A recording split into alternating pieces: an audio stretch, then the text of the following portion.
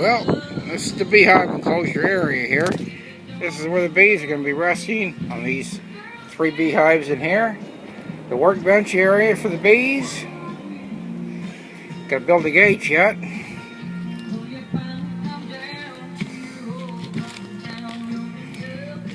Got an enclosure there for the bees to be happy, hopefully. A lot of wind out here, I tell you.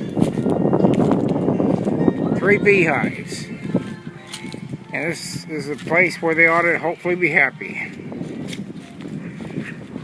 A lot of wind that comes out here, though. And there we go. That's for the bees.